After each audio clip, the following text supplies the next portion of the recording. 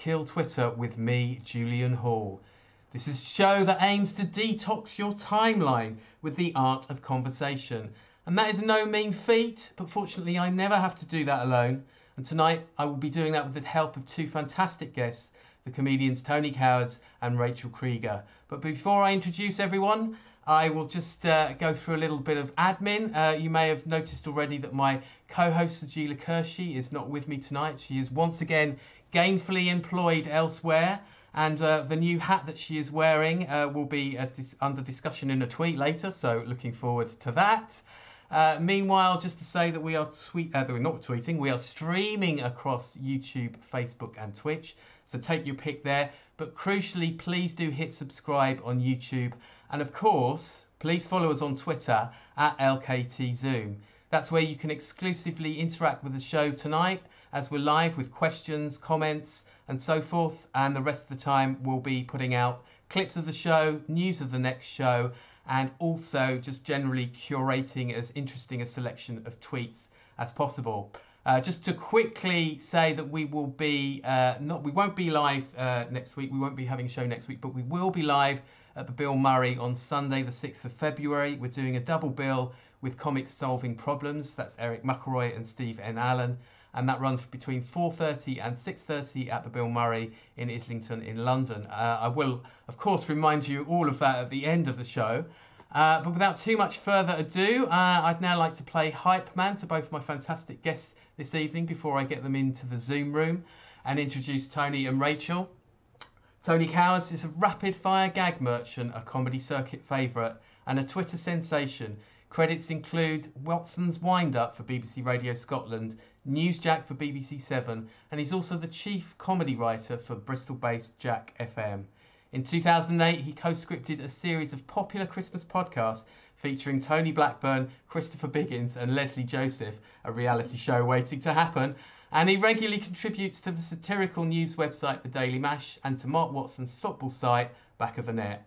Meanwhile, Tony's taken a number of acclaimed hour-long shows to the Edinburgh Fringe, including Festival of Football 1 and 2 and the show Everyman. Rachel Creeger is a multi-award winning stand-up comedian, writer, director and broadcaster, and the only practising Orthodox Jewish woman on the mainstream UK comedy circuit. She's the co-host of the chat show podcast Jew Talking to Me and resident MC for Comedy Upstairs at the Adam and Eve, a long-established new material night for professional comics. Rachel's perhaps best known for her award-winning stand-up show It's No Job for a Nice Jewish Girl, and the critically acclaimed Hinani, hope I've pronounced that correctly. A skilled improviser, Rachel is also part of the rotating cast of This Is Your Trial, Comedy Auction and the festival cult hit The Complete History of Pop in an Hour. Her broadcast credits include appearances on BBC One, Next Up Comedy, Radio 2, 4, 5 Live, BBC Radio London, BBC Three Counties Radio and Radio Essex. And before I end up sounding like a BBC announcer, please welcome to the Zoom room Tony Cowards and Rachel Creeger. Hello. Hello. I got quite exhausted by the credit section there, actually. Yeah. I have to say. You got to big yourself up when you can. Yeah, no, totally, absolutely. Goodness me. So how are you both? Who wants to go first? Let's do it in alphabetical order, which is Cowards before Creeger. Yeah, bearing up. It's not too bad. It's been a weird kind of 18 months, 2 years, isn't it? But yeah, I'm still here. Still here. That's quite a mega achievement. I mean, actually, one of the tweets tonight is from Alice Fraser about what it feels to be like on the comedy circuit at the moment, which I'm getting the sense, obviously, from that tweet, the word is precarious. But as we enter a phase of whatever this next phase is, I mean, has it got better, Rachel? I mean, yes, this week and maybe no next week. That's really the deal at the moment. It's like I've had no gigs for days, and then this week I'm really busy and I'm making a big fuss about it. And then, yeah, I don't know, it's feast or famine, I think, at the moment. So stuff's still being cancelled then, I presume, yeah. Yeah, or maybe they're just not booking me. I mean, that's the other option. Well, no, fair dues. I mean, so what? I mean, are you both thinking? We just had a little chat in the green room, as it were, about Edinburgh. Are you both thinking about the Fringe this year? Tony, are you thinking about going back? Kind of considering it, but it's very difficult. Obviously, with family life and trying to squeeze it in. So yeah, I mean, I wouldn't be averse to going back. It sounded like, in a weird way, it was the people that did actually go up last year had a very successful and fun time of it, although it was on a much smaller scale, obviously, than normal. But yeah, it sounded like everyone had quite a lot of fun, more so than perhaps in a normal year. Yeah, that ship sailed now, but it did seem like that, I must admit. Yeah. I have to It say. definitely did have that vibe. I mean, I'm hoping to go this year. I've got an offer, a free fringe offer, and that is the current plan. But who knows what? I don't know the Greek alphabet, so I don't know if there's another wave of something with another name, or what else could go wrong. Maybe the murder hornets will arrive, or whatever's the next thing, the zombie apocalypse. But you know, all things being equal, but I've got much older kids, so it's slightly less complicated. I think the Murder Hornets are a sketch group, aren't they? But yeah, so, Yeah, And if they want impact on the 2016. fringe. Yeah. So what about the life online now, Rachel? We were sort of prepping for the show. You were sort of talking quite a lot about your experience with Twitter, which sounds like it's had a few ups and downs, really. I mean, just want to sort of sketch that in a bit, and what your relationship with Twitter is compared to maybe some of the other social media platforms as well. I have a love-hate relationship with Twitter because I think it's very direct. Like, you can get to people straight away, and that's amazing. And also the absolutely worst thing about it. And I've made some actual real life friends from people who've been introduced to me on Twitter, who I've met up with and whatever. It's like a miraculous thing. And I feel the same way about Facebook and WhatsApp and all those things, because my best friend who I grew up with, she lives in America. And before we had social media, you know, you'd wait till there was a really important thing you had to share with the other person, or maybe it was their birthday, and then you'd plan a call and all of that. And now, like, I know what she's had for breakfast. She knows if I've shouted at my kids, like all the things that if we still lived around the corner to each other, like when we were children, like we'd know all that stuff. So that's incredible. But for being an out Jew in the way that I am, I've had a lot of interesting moments with anti-Semitism on social media, more on Twitter than on other forms. I've had the odd death threat on Facebook, which is always a pleasure. But Twitter tends to be people telling me that I'm doing terrible things. My favourite one, which I think I sent to you, was that I've stolen Christmas from British Christians by performing as I was the host of a big event called Hanukkah in the Square for a couple of years, which got curtailed by someone ate a bat and a thing happened. So up till then, the couple of years before that, I was the host of this big event in Trafalgar Square, which brought together anyone who wanted to come. So while it was a Jewish Hanukkah party, and there were bands and there were different performers, and there was me doing bits of stand-up in between and whatever, it was incredible. Free donuts, all kind of workshops. Anyone could come to it. It's Trafalgar Square, belongs to everyone. But I did have like a run of people telling me that myself and the other people involved, we were stealing Christmas from the good old British Christmas. I mean, it's Trafalgar Square, not Wenceslas Square, isn't it? I mean, that's really weird. And the tree was still up, the lights are still up, the Christmas market's still there. If you would have wanted to come in and sing carols under that tree while I was doing my set, I mean, rude, obviously, but you'd have got free donuts for doing it. Like, there's no... And someone said to me, actually, what if every faith decided they were going to have one day a year of doing a massive event in Trafalgar Square? What would that do to London? I was like, are they giving away free food? Because like, that's amazing. It's going to have separate sort of denominational busking sort of sections or something. I don't know. Honestly. That's Martin, our super fan of the show. Martin is very enticed by the mention of donuts there. So Tony, it's interesting to hear that your death threat was on Facebook rather than Twitter. Quite often that's 1-0 to Twitter. I thought that would be the other way around, really. But I've had other hate, but you know, the actual death threat that was Facebook. So Tony, I mean, in terms of the sort of the gagsmith that you are, Twitter probably does play to that strength, but I sometimes get the impression, sort of looking at what you do across Facebook and Twitter, that I don't know if are you more comfortable with Facebook than you are Twitter, or are they pretty broadly much the same? I've always used them for slightly different purposes. Facebook tends to be my more kind of, you get more of me, to be honest, on Facebook. Because I have family and friends that are also on there. So I tend to share a bit more of what I'm up to. I use that a bit more to promote gigs and tell people where I'm going to be. Whereas Twitter, I purely got on Twitter originally just to write jokes on there, because I thought it'd be a good practice for writing one-liners, being limited to 140 characters as you were then. 140. I Yeah, think it was, that's right, it was, yeah. So you had to be really succinct and get to the punchline. So it was good practice for writing jokes. So that's what I used to use Twitter almost exclusively for. And so, yeah, so Facebook's a bit more kind of perhaps a bit more slightly more personal for me. And I tend not to be particularly political or anything on Twitter, although that's changed a little bit with the way things have gone in the world. I've found that I can't quite sit on the fence as much as I used to on Twitter. Whereas Facebook, I tended to be a bit more open about which way I was leaning on events and political views and that sort of thing. Did you find that when it did go to 280 characters, I mean, it doesn't have to impact upon what you did. Was that helpful, or did you just sort of tend to restrict yourself to expressing yourself in 140? I'll be honest with you, I never even noticed it. I don't even know at the moment whether I can do 280 or 140. I presume I can do 280 because I presume everyone can. But yeah, I can't say I really noticed it. So is there a moment? Maybe my one-liners have got a bit more waffly. I'm not sure. Have you got a kind of a sort of standout Twitter moment for you? And that could be anything really. That's a viral success or just a kind of interaction that's stuck with you. Well, I mean, there's one of my jokes that I might sort of go into in a minute, but one of the things that Rachel was saying kind of stood out for me was because how you meet people. Facebook tends to be people I already know that I connect with on Facebook, whereas Twitter, I've actually met people through Twitter. Most notably, of course, my girlfriend Willow, who we got sort of followed each other on Twitter, and that's how we originally sort of got to know each other. God, that's amazing. I'd probably be shot if I didn't say that was quite a seminal moment. Yeah, totally.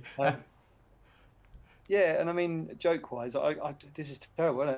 I can't even remember my jokes, but there's been a couple of jokes that have kind of done really well. I mean, the one that I've pinned at the top of my Twitter, if you'll just indulge me. Yes, I will, absolutely. Yeah. I don't do it live, but it's basically. Oh, you're going to put it up there. There we go. People can see it. I don't even have to read it. No, I can read it off the screen. There you go. The trouble with getting a job in bomb disposal nowadays is that it's all about ticking boxes. There we go. I love your tweets, by the way, and often we'll express that by clicking on them. let's just put your, for balance, Rachel. Let's just put yours up as well. There we go. We do that at the end of the show anyway, but no, that's great stuff. So what was my next question? The standout sort of Twitter moment, but and getting more political, obviously. Is something that's does seem sort of quite inevitable, really. Yeah. So I'm just thinking, we should probably dive in. Actually, I had one more question on the tip of my mind, but I might come to it later because you've both selected a fascinating selection here. So let's wade in.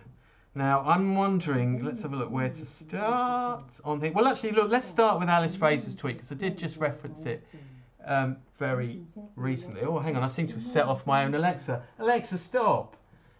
That's just because of Alice. That's unbelievable. Alexa's the only person I talk to all day, really. So she'll be feeling quite miffed now. So Alice's tweet. So this was yours, Rachel, wasn't it? Do you want to sort of read it out and we'll get into it? Okay. Being a live performer right now feels a bit like being a moth hovering in front of a flickering light. Is it on? Is it off? Is it going to kill me? And that is exactly how I feel about my job. So this is again the sort of the precarious thing, and then this is really a tweet. This is a current tweet just from a couple of days ago, and I mean, how's it felt? Look, what percentage normal are we at in terms of audiences? Do you think? It's so weird. I've been to a couple of local gigs to me actually the last 2 weeks. One I was performing at, and one I just went to support, and they were both absolutely rammed to the gills.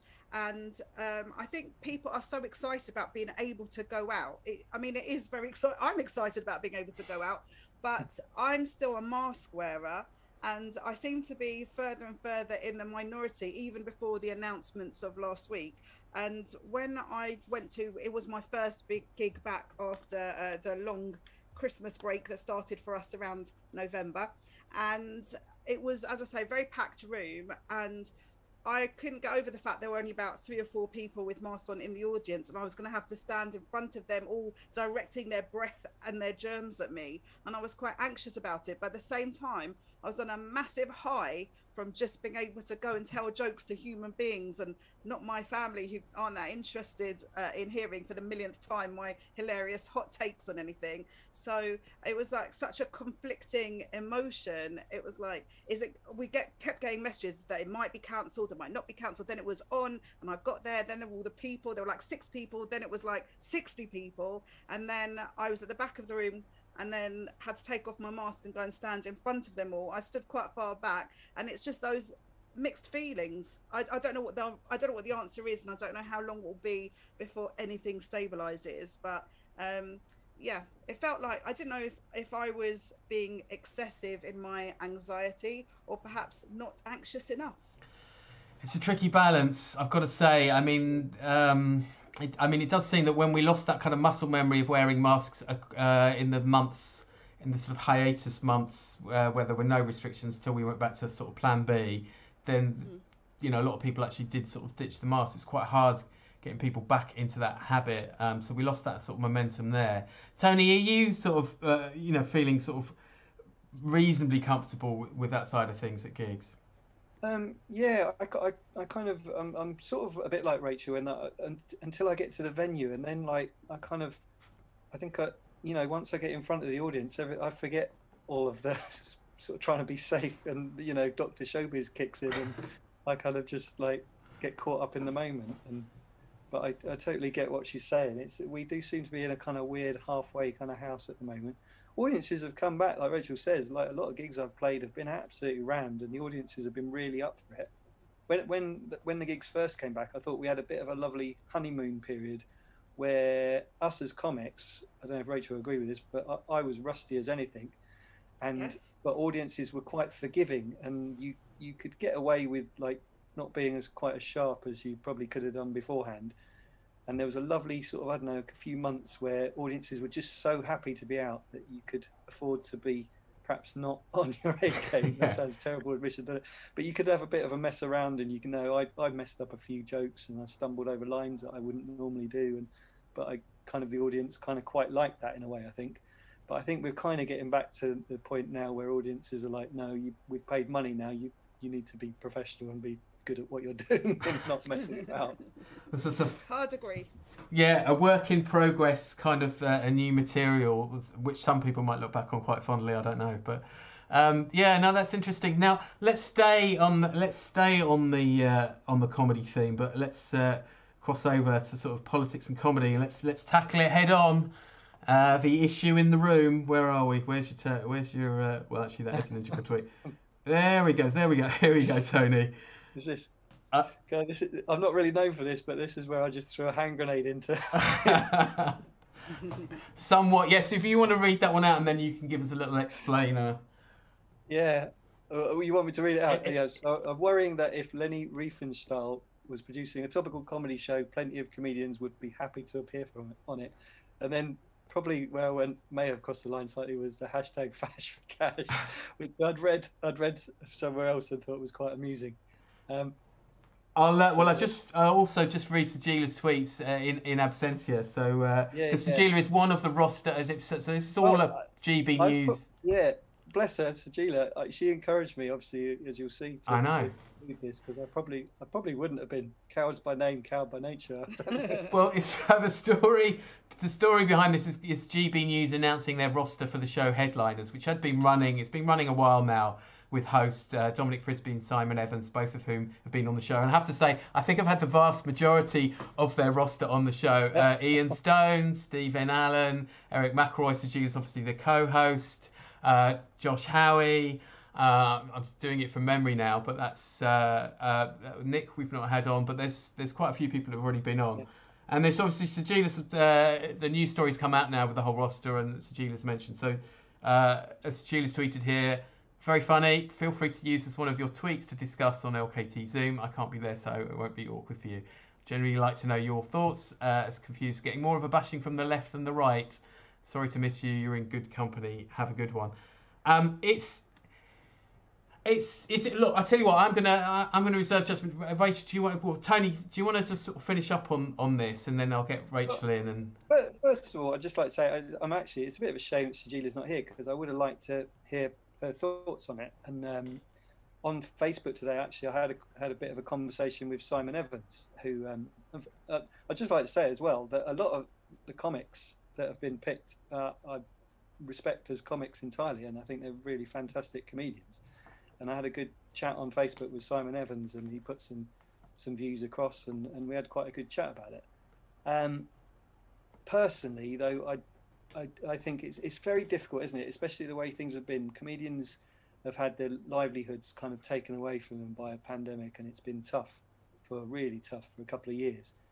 And we all probably do gigs for people or for companies. I've done corporates for companies that I might now look back on and think, oh, was that the best company to do a corporate for or whatever? And I know Michael McIntyre in the past, I think, turned down a well-paid gig for money loans. Yeah, weren't they? I've heard this one as well. Weren't they bailiffs or something? Yeah, bailiffs. Yeah. But it's funny, isn't it? Because it is a scale. But for me, GB News would just be like, it's up there with. I would hope that I would never work for the Daily Mail or the Sun. It's hard to avoid all of Murdoch's kind of outlets, I guess, if you want to be a top comedian doing lots of TV and stuff. But I like to think I'd try and avoid some of the ones that I see as the very. I try to choose my words fairly carefully, but further off to the scale, because I genuinely, I don't. Maybe I'm coming from a position of ignorance. I've never watched GB News, but obviously I've seen the kind of the news stories about them, and I tried to do a little bit of research actually today and looked into who funds them and where they're coming from, and I just disagree with so much of the output on there. And obviously they put on people. I'm loath to even say their names, but Farage has shows on there, and Julia Hartley-Brewer, and people that I think in the past and even now espousing really horrific viewpoints and saying really objectionable things. So personally, I would really struggle. And obviously, my tweet was a slightly tongue-in-cheek, but was a bit of a worry about how far comedians are willing to go. Some comedians, well, probably a lot of us, to be honest, in a way, are so keen to get our brand out there, to be, especially to be on TV. I worry about where people draw the line and where it would be drawn. Personally, as I say, I like to think that if, in the unlikely event that GB News had ever come to me, I would have turned them down. I would not have appeared on there. I mean, it's a tricky one, really, in terms of who the paymasters are. I mean, I did think of immediately thought of RT and the long-running show, Sam Delaney's long-running show, which has got a number of comedians. I don't think there's a Venn diagram crossover from some of the comedians who were tweeting quite virulently about it. I mean, there were people who put their point of view in a way that was, well, yours is quite strongly put, but it's nuanced compared to some of the C-bombs that were let off. And that actually turned a few people off actually having that sort of reaction. Didn't go down particularly well. And I personally felt there was an element of they really smoked out the tolerant left, in inverted commas, quite honestly. There was a lot of that going on. And by the way, just mention Ian Stone, who's also been on the guest of the show. He's also on the roster. Fantastic comedian. And I've spoken to some people about who've put the view across that obviously how can GB News or those sort of channels or media outlets be like more balanced, or how can their views be challenged or changed if we don't engage with them like that? But I feel like there's a certain level where it gets to where engaging with them doesn't challenge them, is not going to change the views or the viewers' views. All it does is legitimizes them as a media outlet and legitimizes, because they can then say, oh, well, look, we have a few lefty comedians on, we have some balanced views, we have a bit of debate. But actually, the whole ethos, to my mind, of the channel is to drag this country more to the right and to its right-wing propaganda, to pull the country more towards their right-wing views. It's not aiming to be balanced. And don't get me wrong, the BBC and Sky and every other news channel has issues, but I see this as way off further the end of the scale than the issues they're having. And I don't want to get sort of involved in whataboutery or what about everyone else. GB News for me is kind of leading us in a horrible way, the similar way that Fox News did. I mean, I know they claim that they're not going to be the Fox News for Great Britain or the UK, but that's just the way I see it, really, as a propaganda exercise. Yeah. And I think trying to not pretend, but trying to say that you can get on the inside and challenge them, I think is a bit of a misguided, whilst a good idea, I think a misguided idea, because I do think it just legitimizes it more. So, Rachel, I'm sure you want to get in on this. How do you feel? I sort of feel similar to Tony, if I'm honest, and it's something I'm quite conscious about, because I've had offers for things where I've thought, actually, they just want to say, but we've had a Jew on, and like she was okay with having the conversation, and I really try and steer clear of stuff where I think I'm coming as a poster child for something. And I'm not saying that is the case in this instance, just for kind of openness, really. Sajeela is one of my very, very close friends, and we've discussed this at great length and in quite a lot of detail, and I totally respect her decision, and she's got all the reasons why I would ever give it a second thought are the same reasons that she would say, in terms of being an ameliorating voice and a challenging voice, and you know, her intentions. And I'm sure that's true for most of the people who I know who've gone on that panel. But like as Tony said, then there's a thing in the media in general at the moment about providing balance, and the providing balance has got quite dangerous, in my opinion, because if, let's say, there's a conversation about assault, and now you want to have not just a victim, but you also want to have a perpetrator to make things balanced. That's not balanced. That's like re-victimizing somebody. Do you see what I mean? So that's quite an unusual. I'm not sure if that's. I don't know if that's happened. I mean, that's weirdly. It's happened with some of the debates around trans issues, for example, where they've had on trans men, trans women. They've had people who are kind of allies and supporters, and then they've had people who are in every way the opposite of that, and who've carried out some very abusive behaviours towards trans people, and that's seen as providing balance. So that's my anxiety with things like this show. Is this the gateway to providing balance on other areas on GB News? And I agree with Tony what he says about like all the Murdoch papers, for example, because like Sajeela, I do a lot of news reviewing on radio shows, including some of the same ones that she does.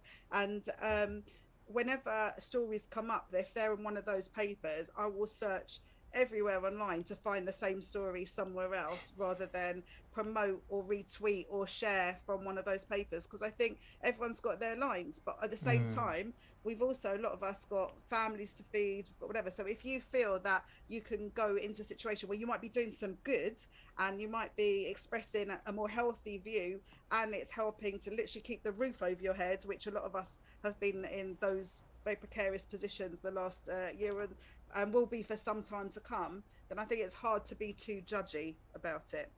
Yeah, and it's also the point where you are in this debate about legitimacy, and the point that you made, Tony, about the balance legitimising the outlet overall. It's an interesting one. I can totally see where you're coming from, except there is a tradition, of course, of all sorts of newspapers particularly take on columnists whose worldviews are like, I think Frankie Boyle was a Sun columnist. Suzanne Moore was a columnist for the Mail on Sunday. Matthew Norman was a columnist for the Evening Standard when that was more obviously in a particular. Well, people always say the Evening Standard's on the right, really, but it's shifted a little, I think. But so there is a tradition, essentially, is what I'm saying. There is a counterweight tradition, and I watch. So when I watch GB News, I will watch headliners. Sometimes I also watch Andrew Doyle's show as well in isolation, and.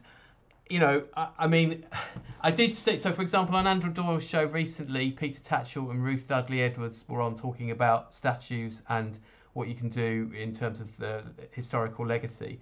And it was a pretty exemplary debate of respect on both sides. They'd really got the chemistry right on that, I have to say.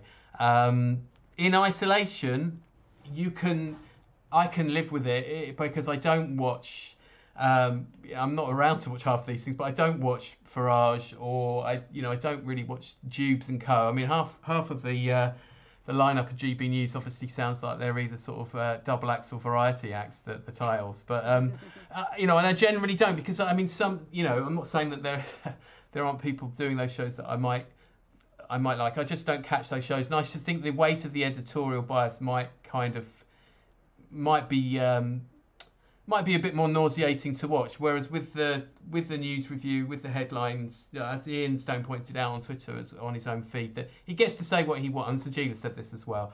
They do get to say what they want, and she has had some, really good feedback from viewers who were watching it, and then you have to extend it out to all the guests who were invited to speak on other shows on GB News. So I've seen Stella Creasy recently on a GB News show, and I'm sure there are other Labour MPs. I mean, they wouldn't be able to exist without some balance.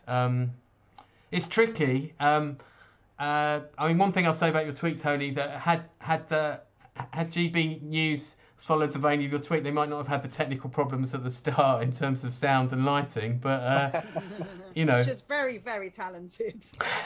Not so helpful to my grandparents. Well, I was going to say, yeah, totally.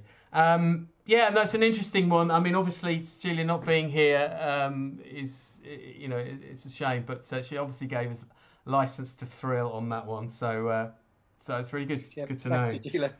And I'd just like to echo Rachel as well. Sajeela is actually a lovely person and a great comic as well. So, it's not sour grapes or anything. Or I hope you realise that I like a lot of the people that are on it. Also, your Facebook thread that you mentioned, because obviously we're friends as well, and I was reading it. One thing I'd say is you're very respectful in how you speak to everyone on it, and so I think that was like a useful conversation with Simon Evans and whoever. I'll never be successful doing that. I need to change. But you see other people get very ranty or very personal and aggressive, and then I think that's when people switch off. So I thought that was very well handled. I think one of the things is that I don't proclaim to know all this stuff either. And like I say, I had some very interesting chats on that Facebook thread that I wouldn't say have necessarily changed my point of view or anything, but have given me other reasons to sort of and other things to think about. So fair dues. At the end of the day, I made it was a bit of a knee jerk, but I thought reasonably funny joke, sort of like taking comedic principle of taking everything to a huge exaggeration, isn't it? I think it would have taken a lot of character to have sat on something like that and not tweeted it. I have to say, I wouldn't have expected you not to. It was one of the ones though where I did tweet it and then thought, oh god, I wonder what's going to happen with this one. I wonder how many people had to Google that name. That's true. Well, I had to Google how you spell it. Right, let's have a look. Maybe we'll sort of swing in another direction. Oh, hang on. Yes, let's do that. Let's get Robin Morgan Bentley's tweet. This was from you, Rachel. This is the real light and shade moment here. It is. So Robin Morgan Bentley, who's married to my cousin Paulie. Disclosure. I just like to be transparent, but he does very interesting tweets for like getting involved in a long chat. And his one a couple of days ago was, the book wizard comes to your door. It says, name one dead author, any author, to write one more book and it will land at your feet. Who do you pick? And it was quite an interesting conversation with different people. And someone kind of came up with who I would have said, C.S. Lewis, writing another one in the original Narnia series. That would be very exciting for me. But I'd love another Moomin book from, and I'm going to murder how I say her name, Tove Jansson, who wrote all the Moomin stories, which I've loved since I was very little. I think they're amazing. They're so dark. I think kids often really like quite dark stories. That's a good shout. I never read the Moomin books, I'm afraid, Rachel, but I saw the TV program and they really used to freak me out. So yeah, I'm not sure I could cope with that. This is an amazing character. I've got a mug, not on me at the moment. I mean, yes, on me, but it's in that room. And it's a character called the Groke, who longs to kind of find warmth and friendship, but everywhere she goes, she's she freezes everything, like, you know, everywhere she sits just freezes. You know, if she goes near a fire, it just goes out and everything. It's like such an interesting, dark and twisted mind. And yeah, the Moomins were very interesting characters. All their friends, all the subplots were quite complex. And I love C.S. Lewis, but I think if I could have a new Moomins book, I'd be quite excited. Moomin store in Covent Garden would be very happy about that, wouldn't they? I think. Well, they would. I was actually in Finland gigging as one of my last gigs before the pandemic, and my one hope was I was going to get to Moominland. They've got like a whole theme park, but sadly I didn't have time. I was very, very devastated, and I was like, I must come back. What, to do more gigs? No, Moominland. But I did get to the shop, like in town in Helsinki, so that was exciting. Oh, well done. So the gift shop is important. It is. Tony, what about you? What dead author would you resurrect for one last hurrah? I was just having a quick think about this. Like, I mean, I was always a huge Terry Pratchett fan, so it was obviously very sad when he passed away. But I would have to say, he wrote so many books. He was so prolific that there's probably at least a dozen of his books that I haven't read already. So I can still keep reading his books. So maybe I'd go for Douglas Adams instead. Oh God, good choice. Oh, good choice. Oh wow, yeah. I think that might have. I was thinking Joseph Conrad, just because of the secret agent and the sort of the general sort of, you know, kind of international relations and all the rest of it might be interesting. But actually, I think Douglas Adams, for me, actually, definitely. Yeah, that's just one of those lovely sort of tweets that just punts out a really nice sort of concept that everyone can sort of pile in on a good way, essentially. The thing with Douglas Adams, though, is I'm not sure. He was such a reluctant author, wasn't he? He probably wouldn't want to come back. You might get a couple of lectures out of him, actually, hopefully. Definitely. Oh, can you imagine him on Zoom? Very stressful. Okay, right. Let's have a look. What have we got here? We've certainly got. This JackMonroe one's brilliant. We've got. Oh, I love that one. I don't know whether to save that one till last. We've got two political ones here. Let's go with Charles Williams, who's at Random Ventures. And again, Tony, if you don't have to read it out, I can read it out. It's up to you. But if you want to read it out, really political with these, didn't I? Everyone was probably watching, thinking, "Oh, Tony will pick loads of really funny one-liners." Yeah, do you want me to read it out? Yeah, let's go for it. This kind of tickled me, and also kind of aligns with some things that I've been thinking. So it says, I do sometimes wonder what this government likes about Britain, because it's not checks notes, the BBC, the NHS, the National Trust, farmers, fishing communities, London, the Queen, the concept of fair play, the England football team, results dependent, or the rule of law. That's a nifty list. That's like a BuzzFeed list right there. So I do find it, yeah. So it, like I say, it aligns with my thoughts really, that we have this government that claims to be so pro-British, and Brexit, and what a proud and great nation we are. And then when you look at a list like that of lots of the things that we celebrate, and probably most of them were celebrated when we had the fantastic Olympics opening ceremony in 2012, and all these things that we absolutely love and consider very English and British and of the UK. And they're all things that the government seems to be at odds with at the moment, or in recent times. It is interesting, and I think maybe a kind of a little feather in the wind of sort of a crisis of conservatism in a way, because actually if you're a conservative and you don't have more than just lip service to pay for that list, then you've drifted so far from your sort of baseline principles, I think. And I think that is the problem with, it's a very new young intake with a sort of an unscrupulous and directionless, it appears, leader. I mean, that's not to say that those institutions aren't having an identity crisis within themselves, but there's an interesting drift and shift there. I mean, I don't know. I would go to say it so far as to say no, I don't think any of those institutions are 100% perfect. They all have issues and problems, like you say, but they are some of the things that I think people would list if they said what makes them proud to be British. Mm-hmm. So it does seem quite odd that they have become almost enemies of the state at one time or another. Yeah, Rachel, what do you think about that? I just think that tweet is like succinctly sums up my questions, you know, that I think very often at the moment, particularly over the business with the parties and all these other things, and you just think I can't rationalise someone going into politics, regardless of their political outlook. I'm going to assume that most people go into politics thinking that they want to make a difference, they want to make things better, whether I agree with what they mean by better or not. And these things are like so basically British. Like my grandparents were refugees, and these were all the things they loved about being British, you know, like and they respected so much. I don't know how they'd feel about the world that we're living in now. Every time I've watched, I'm not a very political person, or I haven't been over the last few years, amazingly become a lot more politicized. And watching like PMQs and stuff, which is something I never thought I'd ever say that I did. This is like the list that's running through my head, and it's been just put together so perfectly, really depressingly well. Yeah, no, totally. I think so.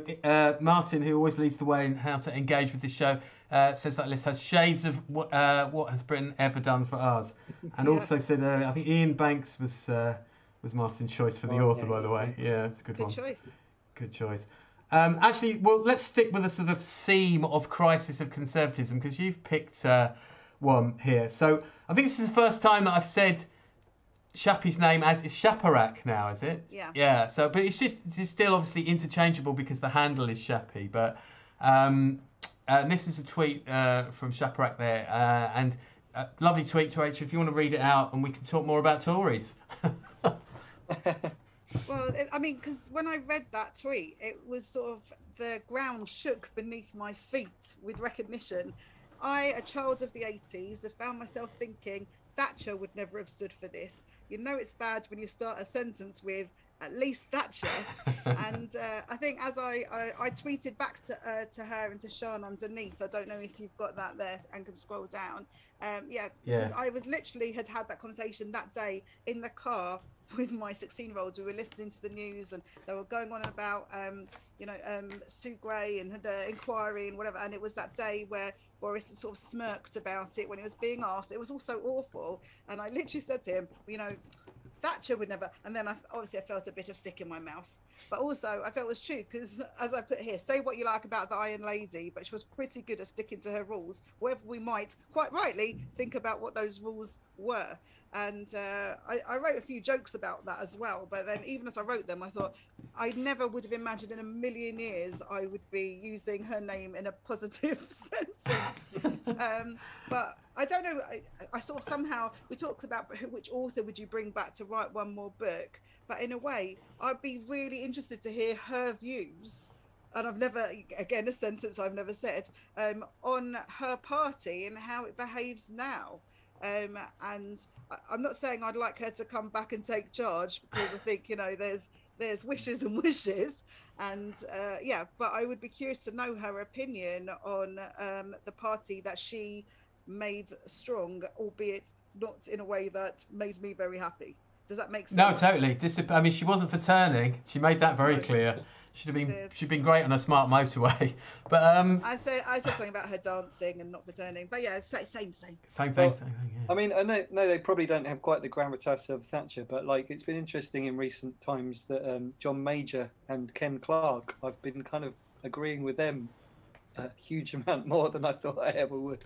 I see tweets from them occasionally that come up on my timeline, and they don't seem particularly impressed with a lot of the things that their party is doing and the way it's going. So I mean, it's quite something, the shock for everyone. Like, I love comedy writer Sian Harris, you know, and her comment that she finds herself thinking at least Thatcher was like once a week, and her father-in-law worked down the mines with Nye Bevan and worked with Nye Bevan. You know, like I think it's I assume, I don't know, maybe I'm not right to assume that, but a lot of people now into real left-wing liberal, you know, type of personalities. So it's almost quite horrifying to hear these. It's like when you first have your own kids and you hear your parents' voice coming out of your mouth when you tell them off or something. That's what this feels like a little bit to me. My party line is I make it as nebulous as possible. I use the quote from Buffy, "These magics are unstable." That's basically the only credo I believe in, I think. But I don't mean, it obviously makes watching chaos interesting, but there gets a point when actually, it's not chaos. It's just incompetence as well, and that's where we are here talking about. Well, at least so and so was a leader, and the Americans and we as well had our first shot of that. I think with Trump, when we suddenly thought, oh my God, wasn't Bush Jr. fantastic? There was quite a lot of that going on. It was just quite a scary thought. I'm not sure if I think even Reagan came off sort of better in that, because it was doing a job, and it was actually the work was actually quite important. Thatcher's work ethic, personal work ethic as well. She just would have eaten Boris for breakfast on that score. There's no doubt about it. I mean, yeah, you always got the impression that Thatcher kind of knew what was going on and knew what she was doing and would actually make decisions, whereas Boris seems to obviously leave decisions till the last possible moment when there is no decision left to make. It doesn't strike you as being the most competent person and knows what's going on in any regard of political or national life or whatever. I mean, when you can't identify whether you're at a party or not, I don't know if you're going to be able to understand the intricacies of the Northern Ireland peace process, for instance. Or I think it's also about honesty and dishonesty, because I think there were horrible politicians in the past who were openly horrible or had, views that I find abhorrent, but they weren't, hiding them or, pussyfooting around them. They just were like that, which in a way is quite Trumpish, I guess. Whereas what we've got now is we've got people who were like just actively dishonest, and which is the same with the JackMonroe tweets which I sent you, because there's like a culture of dishonesty that I find really depressing, actually, and it feeds into all different areas of life, including taxation, and the way that people with the least are expected to kind of suffer the most in these circumstances by things being done in an underhand way. I think that's incredibly depressing. Well, I'm very conscious of getting to the JackMonroe tweets, actually, which is in a minute. So Martin's just added W was less worse, which is the George Bush assessment. That's fair enough. And there's a decent case for career politicians now. Yeah, that's true. I just wouldn't want them all to be councillors, quite honestly, personally. But there you go. Maybe that's just me. Let's go to this kind of the last word on this, Tony, was the tweet that you'd selected, which was Rory. It was Alan White. So former New Statesman, is now Politics Home, isn't he? And he has there's this little section here on Rory Stewart, I think, has said this, hasn't he? Let's get, what did Alan introduce it as? A brilliant evisceration of Boris. Yeah. Should we read that out? Do you want to read that one out, or? Yeah, sure. This is obviously Rory Stewart. Is he an ex-MP or is he still an MP? He, an ex-MP now, yeah. Yeah, but obviously was a Conservative MP and was a leadership contender. That's right. That is right. Anyway, he's written that Boris Johnson is a terrible Prime Minister and a worse human being, but he is not a monster newly strung from a rent between this world and the next. 20 years have passed since the Conservative Party first selected him as a candidate. Michael Howard and David Cameron made him a shadow minister, and Theresa May gave him the Foreign Office. 30 years of celebrity made him famous for his mendacity, indifference to detail, poor administration, and inveterate betrayal of every personal commitment. Yet knowing this, the majority of Conservative MPs and party members still voted for him to be Prime Minister. He is not, therefore, an aberration, but a product of a system that will continue to produce terrible politicians long after he is gone. That's like a gravestone sort of moment, isn't it? Really? It'd be a big gravestone. Yeah, well, yeah, that's true. You'd have to write it. You could go on a grain of rice or something. I don't know, but yeah, I think that's pretty succinct, really, isn't it? I mean, I don't know if anyone wants that. Yeah, I don't know what I can really add to that. I know it's one of those kind of mic drop moments, I think. Well. Yeah. Rachel, yes, you mentioned JackMonroe's tweet, so there's a bit of a thread of the week, this, so it's good that you chose it. Now, let's see. The first, so this is the, if we go sort of read the beginning one, and then we can read the one that you specifically highlighted. Right. Woke up this morning to the radio talking about the cost of living rising a further 5%. Infuriates me the index that they use for this calculation, which grossly underestimates the real cost of inflation as it happens to people with the least. Allow me to briefly explain. And then it's the most incredible thread where she unpacks different prices on the cheapest foods that people have to spend money on who are struggling financially at a time where we've got more people struggling financially than ever before. The price of pasta, the price of this, and then I just selected as an example, this time last year, the cheapest rice at the same supermarket was 45p for a kilogram bag. Today it's £1 for 500 grams. That's a 344% price increase as it hits the poorest and most vulnerable households. And she does the most amazing work. I mean, I'd vote her into Parliament any day of the week. I actually think Jack might go with non-binary pronouns, and if that's the case, then I'm sorry for saying she. But I think Jack does the most incredible work in pointing out to people what it's like to live with very little, and not just live, but to survive. And I think we had a period of our lives when things were very, very tough and we were really struggling. And I remember being in a supermarket. My oldest son was very, very, very young, and I had 13 pence left from our money to spend on vegetables, and weighing up like different carrots, different whatever, to try and make that 13 pence go as far as it could. And we lived like that for a period of time, and it was really hard. I think that's something a lot of people don't realize can happen to anybody. You know, your circumstances can change very suddenly. You find yourself with 32p to last a day to feed 3 of you. You have Jack gives amazing examples in their work about, you know, sucking on stock cubes because that like makes you feel full, or putting them into tap water to dilute them so that at least you feel you've had some nutrition so that the food can go to your child. I really recommend people to read that thread.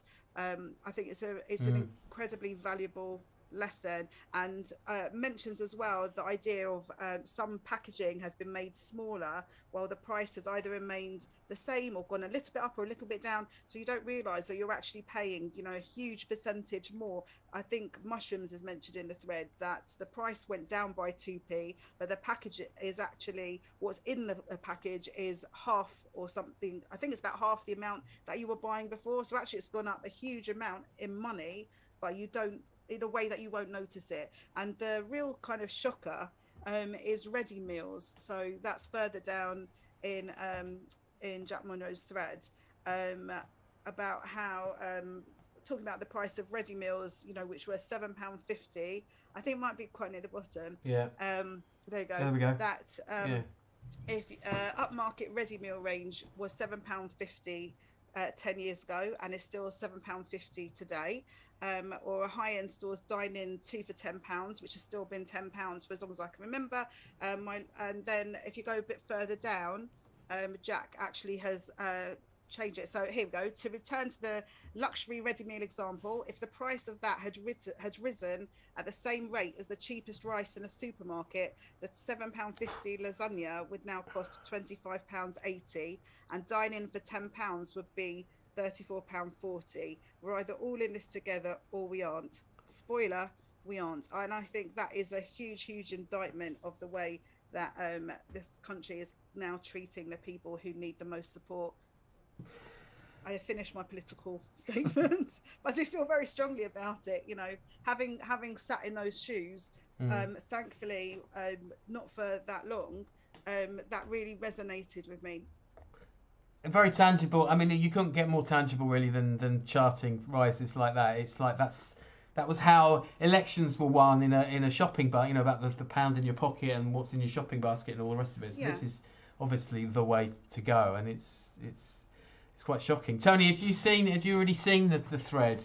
Yeah, I saw this and I thought it was brilliant, and I think Rachel says the actual kind of mic drop moment was this calculation here where they say how much the sort of higher end food would cost if it had gone up in line with the obviously the cheapest food, and I think that's amazing. On a slightly more trivial note, but on a similar subject, I was joking with another comedian the other day about how when I go to fill up my car now, we're basically paying motorway service prices at regular petrol stations. Whereas we were travelling, I'd be travelling back from a gig, and I'd be literally trying to coast home on fumes because I didn't want to pay for petrol at motorway services, because it was a good 20p more expensive than your Tesco or your BP or whatever your local petrol station was. And yet now we're paying those prices, not just on the fuel, but on if you buy any snacks as well. They're all kind of, the price of everything has gone up to that level that I previously would have like gone, oh no, I can do without that bag of crisps, because that's a ridiculous price. But that's what we're paying on a general level now, and that's happened within a year or less than a year. So absolutely. Yeah, prices are going up, like, for whatever reason, and as Rachel says, and Jack there has pointed out, it's not going up in the same way. The lower value stuff is going up a lot more than the higher value. Inflation isn't the same across the board. I do wonder where this is going. Like, sorry to just go off on a tangent. I've tried to study into capitalism and economics a bit better, and I do wonder where we're going with this, because it's my understanding is that for rich people to be rich, they need poor people to be able to afford to buy things. And if poor people can't buy things, or when I say poor people, I mean poorer than obviously the very rich people, then the rich people can't really be rich because they can't sell things to the poor people. So it's kind of, for capitalism to survive, I think it's kind of, surely it's inherent in the really super rich people to give some money to the poor so they can afford to keep buying the stuff that the rich people have companies that produce. Yeah, and you know, there's a similar argument in terms of rents. It's like if your disposable income is basically, you know, spent on your rents and or mortgage, whatever it might be, your situation. But you know, where's your disposable income to sort of, you know, eat out to help out, or other phrases are available, that kind of thing. Yeah. There was also, and this happened even when, you know, 20-something years ago when I was in that position, is that people will say things like, we'll get a meter, and they don't realise that meters actually are proportionately more expensive for your electricity or gas, whatever. Or why don't you just bulk buy? But bulk buying depends on having the money to lay out in the first place. And yeah, I don't know. I wonder if this is part, I don't want to be all conspiracy theory-ish. Again, like something I never was at all before this all happened. But I wonder if it's so that somebody can swoop in and then say, oh, now we're going to reduce all these things and we're going to, you know, it will make them eminently electable, won't it? If they can say, we're going to bring back, you know, the rice to 50p so that people can afford it. And it's that the different, packaging and everything, like the own brands, but it's all the same stuff. Like, it is very possible to make things cheap and affordable. It's for those kind of products. But yeah, I think it's all this, you have to eat, well, why don't you just buy some organic food or whatever? It's very misleading. I think it all ties in, again, I don't think this is necessarily conspiracy, but I do think it all ties into making the big companies, I mean, you only have to look at who's profited during the pandemic. All the big supermarkets, all the online delivery firms and everything have made huge profits, haven't they? So this is all a way of making people buy much more stuff from your big multinationals and not so much from your small little stores. So it's another thing that's just driving a nail into smaller businesses. Because larger businesses have the economies of scale that they can make these things a bit cheaper. Yeah. Actually, one thing you have just reminded me of is that JackMonroe wrote a piece for The Observer today, and in it she quotes, Jack, I'm not sure what the pronouns are, sorry, Jack quotes that Iceland have said that essentially they are losing trade to food banks and so on. And he's not saying it, the chief executive wasn't saying that in kind of like he was using it as a way of measuring where people are going, and that sort of you know, that's obviously your point of like, well, the system doesn't work unless people have got money to afford to go to places like Iceland. Proportionately, the poor spend more of their income than the rich. So if you want to sell lots of, you only have to look at the biggest companies in the world. The biggest car manufacturer in the world, I don't know who it is, but it's not Ferrari or Porsche. It's not the people that make the high-end cars. It's probably Toyota or someone that makes the cheaper cars that people can can buy. If you want to make a lot of money doing something, you don't sell to the super rich. You sell to everyone. You sell to the poor and the middle class. Yeah. It's interesting. A teacher friend of mine said to me last week, experienced teacher, that she regularly needs to use her local food bank at the end of the month to survive with her kids in her home. Yeah. That's where we are. We all know nurses and whatever. It's it's not a great situation. No, I've got to say that the prospect of single-issue parties campaigning on individual foodstuffs is such a great thing. The People's Popular Rice Party, or something. The Rice like. Party. Yeah, exactly. We love rice, though. But well, that's true. Toyota, Martin says, is the car, the top car one. Now, well, I thought it probably was Toyota. Yeah, thank you. We've got two. Oh yeah. That's right. I know. It's just about got right. There's two more tweets to go, and then we've actually finished the allocation, which is good. Don't always get to do that on time. So let's go with have I got pews for you, Rachel, and then Tony, your last tweet I've saved. I can't remember what I've done with it, but I could not access it in this, and Rachel said that she couldn't access it either, but I found it and I screenshotted it, so got it there. Okay. Well, let's go with the pews. It's got the full majesty of it. I think just about, yeah. So Have I Got Pews For You is a gig that I'm doing on Tuesday, I think, and they are very prolific tweeters and fun to engage with, and they tweeted today, I've just seen an ad that disturbs me greatly. I wonder if it's wrong, if it's me that's wrong, sorry. Why put butter on a sausage sandwich? For a start, there's enough fat involved, and then you must have sauce on it anyway, brown, but I know some oddballs have red. No need for moisteners. And that is the kind of political tweet that I want to engage with, if I'm honest. This will be the one we get hate mail for. Oh yeah, that's true. Definitely. And people have very strong feelings, I think, about sandwiches, probably more than they care about politics or poverty or whatever else. But yeah, with sandwiches, and I engaged in that debate because it's about food, so I'm interested. But I feel like the role of the butter is to prevent the bread from getting soggy, when you put your sauce on it. So unless you were going to cook your sausage and then rub it over the butter and then add everything, I think that's the role of the butter. And I should say I'm kosher, so I don't have butter and sausage in the same context. But that was my considered opinion, and I gave it more thought than you'd imagine before responding to it. But yeah, that's what I think the butter's for.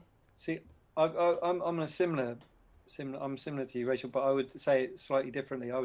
For me, a sandwich, the bread is the least interesting part of a sandwich.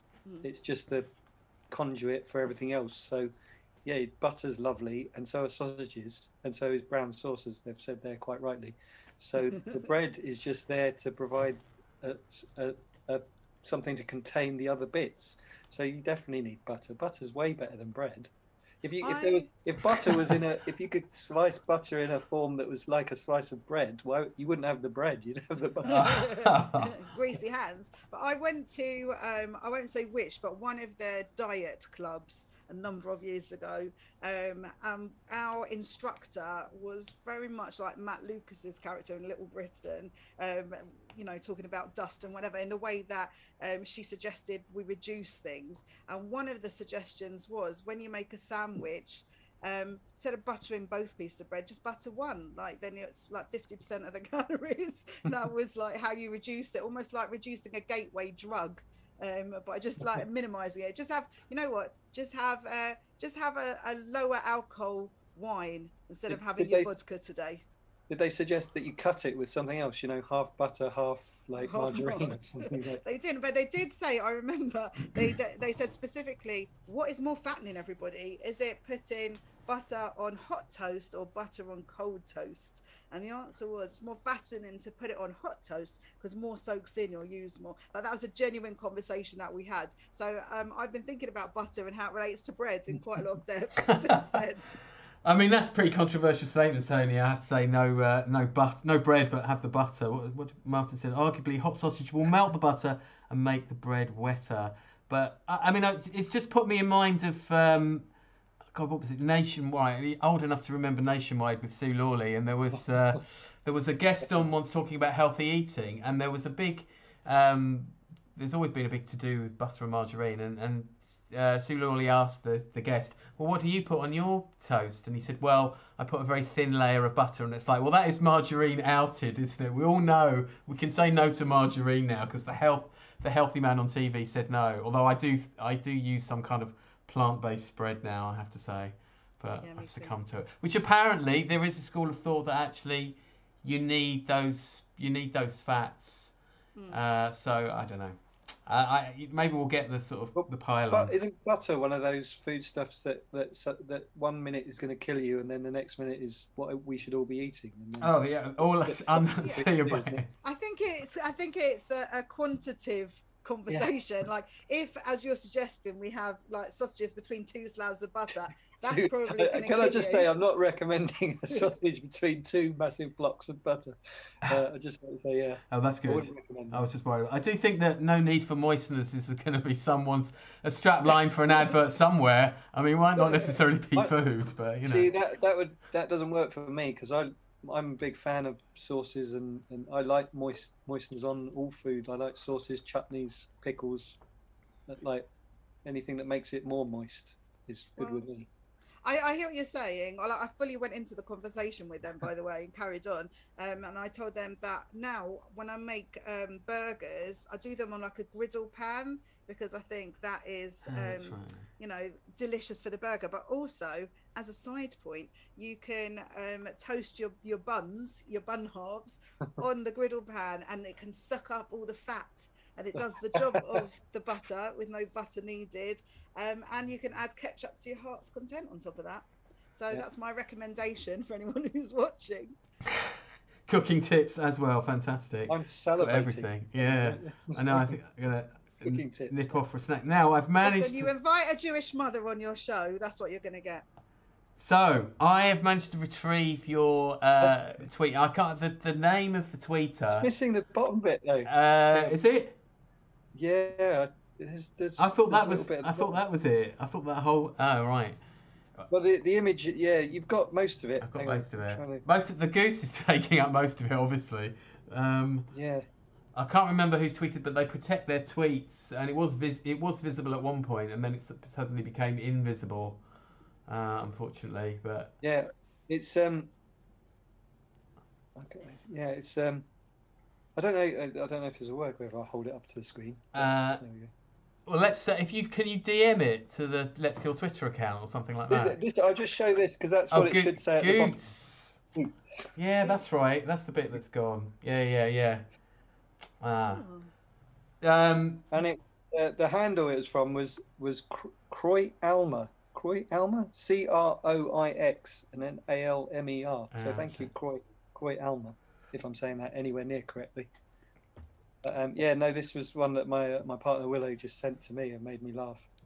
So it basically says, I made an algorithm look at 1,000 memes on Twitter and then produce its own, and this is what I got. And then I'm shaking and crying. 2022 is just beginning. I can't do this. This can't be how 2022 begins. And then it's the picture of the really fat goose with goots on it, which apparently was around. This was around in 2014, but the meme has become really popular early this year. Well, I have to be honest, that all passed me by.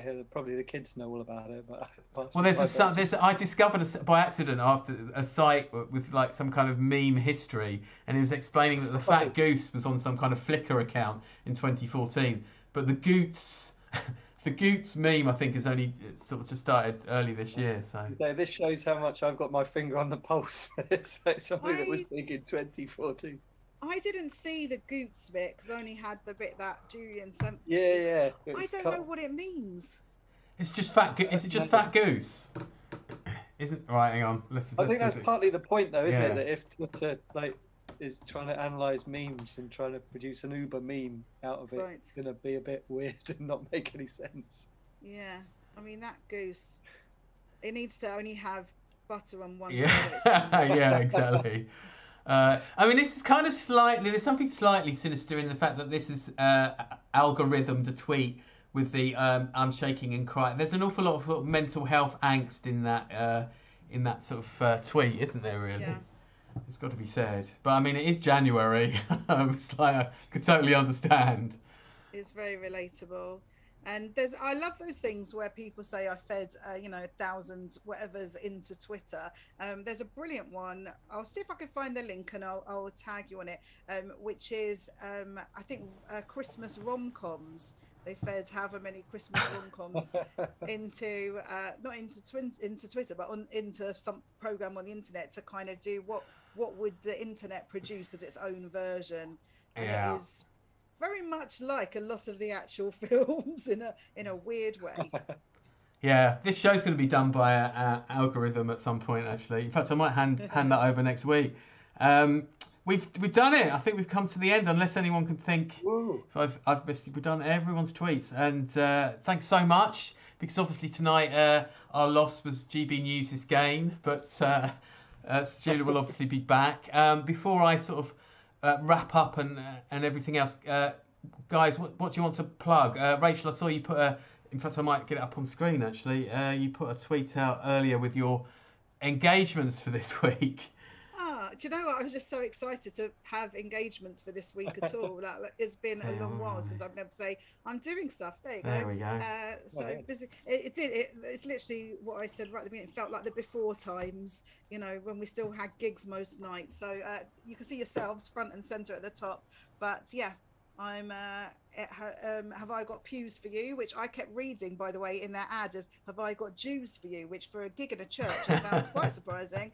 And the Mixer in Hertfordshire, Funny Women on Saturday night, and then Sunday I'm on the Sunny and Shay show on BBC London. So that's my busy week. But if you want to find out what I'm up to, you can see it's rachelcreeger.com. You find me on the socials at Rach Creeger, and also my podcast Jew Talking to Me, which with fellow comedian Philip Simon. We're just recording the 4th series of that at the moment, but all the back episodes and everything are all available. So you can find us on Twitter as well at Jew Talking without the G. Excellent stuff. Tony, I wish I was as organised as Rachel. I'm very impressed with that.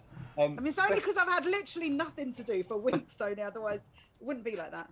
Yeah, well done, but I'm not that good at my admin. Yeah, just follow me on Twitter, and I'll try and put a list of gigs that I've got coming up. I'm one of those terrible comedians who doesn't know any of my gigs that I've got coming up unless it's the one I'm doing that night. I know what I'm doing, and I'm not doing. I was doing this obviously tonight, so I'm not gigging this evening in a venue. So I have no idea what I'm doing tomorrow or the rest of the week. So follow me on Twitter, at Tony Cowards, and have a look, and I'll try and publicise what I'm up to. Fantastic stuff. Yeah, follow me on there. I do sometimes put jokes on there, and also having my male midlife crisis, you might find me putting pictures of little tanks and things that I've been building as well. So if that's of any interest. Right, I'm happy to get members of the tank community as followers. Everyone is welcome, definitely. Thanks so much. Brilliant selection tweets. Just hang back momentarily in the green room after the stream so I can say proper thanks. So yeah, let's just do a bit of roundup admin. Everyone's handles have been scrolling across on our ticker that the guests can't see, but we've been broadcasting the ticker at the top of the screens. It's got Rachel's handle and Tony's handle, and obviously all our details, which I mentioned at the top of the show. Please do hit subscribe on YouTube. That would be fantastic, and follow us on our account at LKT Zoom. We won't be doing show next week. We're kind of preparing for our first adventure in real life, which is going to be at the Bill Murray in Islington in London. That's on Sunday the 6th of February between 4:30 and 6:30. It's 2 hours because we're in a double bill with Comics Solving Problems. That's Eric McElroy and Steve N. Allen. And so we're really looking forward to that. First time we've gone live. Our special guest for that night is Rialina, and you can get tickets from the Angel Comedy website, of course. And I think that's pretty much everything for now. So all that remains for everyone in unison is to wave goodbye and thank our streamers for watching, and wave goodbye until next time. Thank you. Thank you. Cheers. Bye.